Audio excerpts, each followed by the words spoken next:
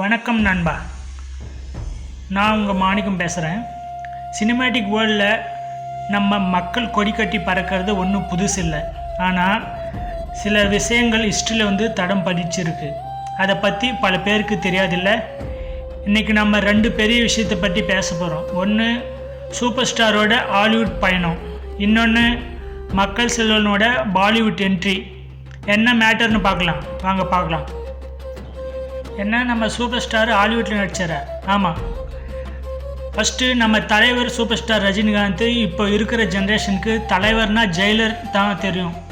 ஆனால் 1988 அப்போவே நம்ம தலைவர் ஒரு பக்கா இங்கிலீஷ் மூவியில் நடிச்சிருக்காரு. படத்தோட பேர் பிளட் ஸ்டோன்.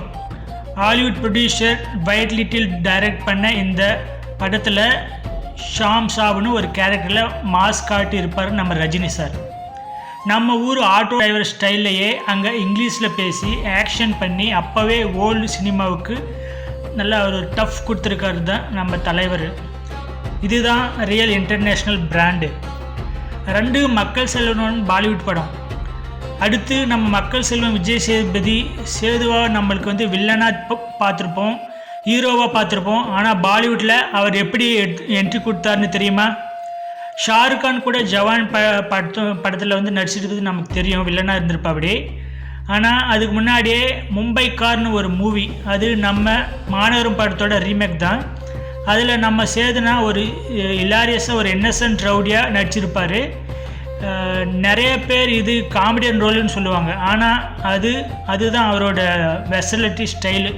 அவர் சீரியஸான இருப்பார், உடனே காமெடி பண்ணுவார். ஸோ அந்த சீன் பார்த்தோன்னா அது அவருக்காகவே அந்த பாலிவுட் அவரை கூப்பிட்டுருக்கு. அதாவது தமிழில் முனிஷ்காந்த் அவர் பண்ண ரோலை விஜய் சேதுபதி என்ன பண்ணணும்னு சொல்லிட்டு அவங்க நினச்சி அவர் கூப்பிட்ருக்காங்க. ஸோ தலைவரோட ஹாலிவுட் மாஸா இல்லை சேதுனாவோட பாலிவுட் கிளாஸா, எது உங்களுக்கு ரொம்ப பிடிக்குன்னு கமெண்ட்டாக சொல்லுங்கள்.